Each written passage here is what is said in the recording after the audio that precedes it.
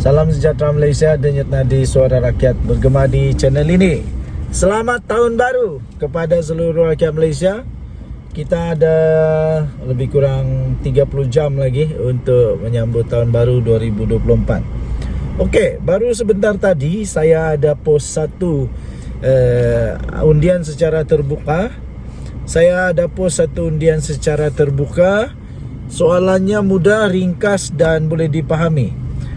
Sama ada orang tua, budak kecil, budak tadika, budak universiti ka, nenek-nenek, makcik-makcik, pakcik-pakcik, datin-datin, siapa lagi ya, sista-sista, berada-berada, semua boleh faham lah soalan tu. Soalan dia mudah saja. Soalan dia ialah, sekiranya Daim Zainuddin didapati bersalah dengan kesalahan-kesalahan yang berkaitan dengan rasuah, penyalahgunaan kuasa, penyelewengan, pengubahan wang haram. Itulah maksud dia lah. Sekiranya Daim Zainuddin didapati bersalah, soalannya ialah, patutkah gelaran Tun Daim Zainuddin itu ditarik balik? Setelah hampir satu jam saja sebenarnya, tak lama pun daripada undian secara terbuka ini saya buka di laman community untuk channel The Twin TV ini. Tak lama pun sebenarnya, hanya lebih kurang 1 jam. Terima kasih lah saya ucapkan kepada lebih kurang 790, kalau saya tak silap tadi saya tengok exact amount is 797, around 800 lah. Around 800 viewer memberikan undian. Dan amat mengejutkan, 97% daripada 800 orang itu, 97%. Wah, banyak tu. 97% itu lebih kurang dalam, kalau 800 orang mungkin hanya ada 13 orang sajalah yang mungkinlah yang tidak setuju. Jadi yang setuju mengatakan gelaran Tun Daim itu patut ditarik balik sekiranya dia didapati bersalah, ialah 97%. Makna kata, daripada majoriti 800 orang tu, atas je lah 800 orang itu, memang amat bersetuju sekiranya penjenayah yang sakau wang negara, yang menyebabkan negara rakyat kerugian wang dana, patut untuk diberi pengajaran. Bukan hanya Daim Zainuddin sebenarnya, tapi siapa saja penjenayah di Malaysia yang menunggang kuasa, yang menggunakan kuasa semata-mata untuk memperkayakan diri tanpa ada rasa bersalah, termasuklah terlalu tamak, perlu untuk diberi pengajaran. Apa-apapun itu pandangan manusia saja, pandangan orang. Tapi Malaysia ada undang-undang. Sama ada patut atau tidak untuk ditarik balik, itu hanya pendapat kita.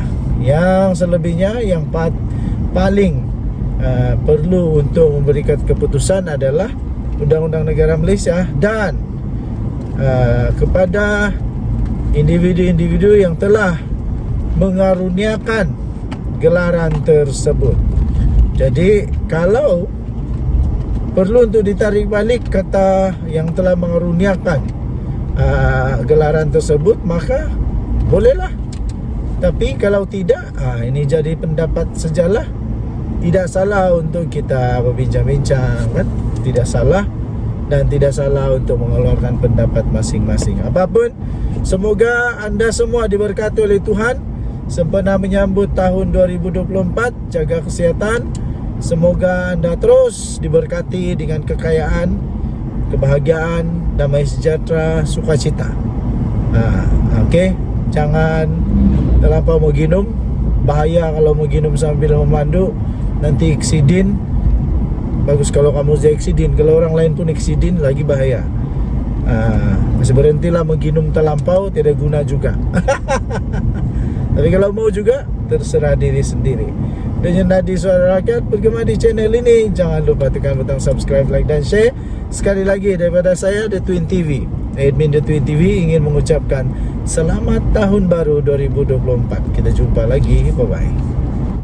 Salam sejahtera Malaysia. Denyut Nadi Suara Rakyat bergema di channel ini. Betulkah Daim Zainuddin berani ambil tindakan kepada Anwar Ibrahim? Adakah Daim ini akan jadi seperti Mahathir juga, yang akhirnya bermusuhan secara undang-undang dan politik kepada Anwar Ibrahim? Tapi ingat, keadaannya berbeza sekarang. Dulu waktu Anwar terkena dengan mereka ini, dengan Tun Mahathir dan Daim Zainuddin, pada waktu itu harus diingat bahawa Tun Mahathir Perdana Menteri, lepas tu Anwar Ibrahim waktu itu dia jadi orang di bawah Mahathir saja.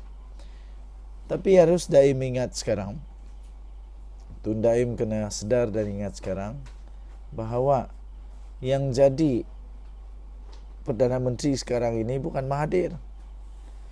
Yang pegang kad, yang pegang kelebihan sekarang ini bukan Mahathir dan bukan Tun Daim, tapi adalah Anwar Ibrahim. Dan sekarang ini pula yang ada akses kepada dokumen-dokumen kerajaan yang rasmi, yang senang untuk dapat akses, adalah Anwar Ibrahim. Apa yang dilakukan oleh Anwar Ibrahim ini bukan untuk menyerang politik pada pendapat saya, tapi ini kerana supaya tidak ada lagi berlaku seperti ini. Ada satu tajuk berita daripada astroawani.com 28 Disember, diterbitkan pada kira-kira jam 9.34 malam tadi. Awani ringkas, Daim akan ambil tindakan undang-undang. Wow. Beranikah Daim untuk ambil tindakan undang-undang kepada Anwar Ibrahim atau kepada SPRM? Betul-betul yakinkah? Tapi saya pun mau tengok juga sebenarnya, betulkah Daim Zainuddin ini berani untuk ambil tindakan undang-undang? Ingat, kalau dia ambil tindakan undang-undang, akhirnya kemungkinan besar dia akan kena masuk perangkap sendiri. Kalau dia ambil tindakan undang-undang kepada Anwar Ibrahim, Datuk Seri Anwar Ibrahim tidak ada pilihan lain selain untuk membuktikan bahawa perkara itu betul. Jadi maksudnya mungkin Daim Zainuddin tercabar, tidak sengaja telah mencabar Anwar nanti. Jadi sebenarnya langkah Daim Zainuddin akan mengambil tindakan undang-undang ini ada pro dan kontranya. Pronya ialah kalau dia dapat membuktikan bahawa dia tidak bersalah, segala-gala persoalan terus tertutup, dia dapat bersihkan nama dia. Pada masa yang sama dia ada risiko kerana dia mencabar dengan mengambil tindakan undang-undang itu.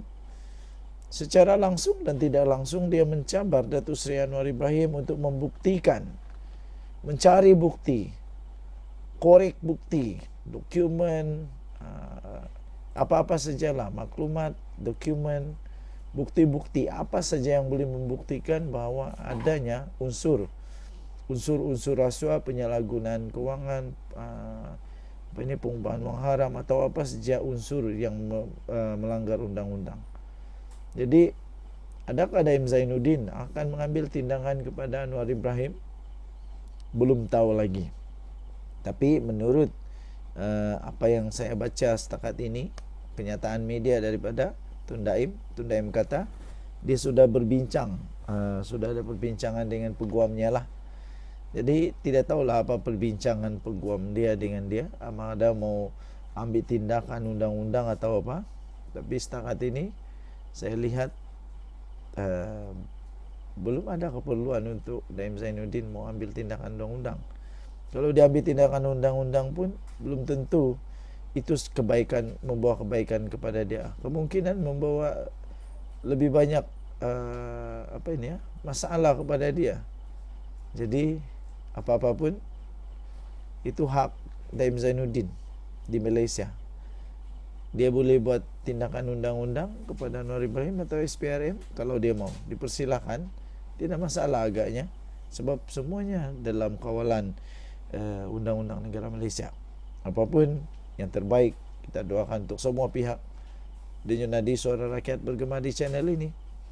Kita jumpa lagi. Bye.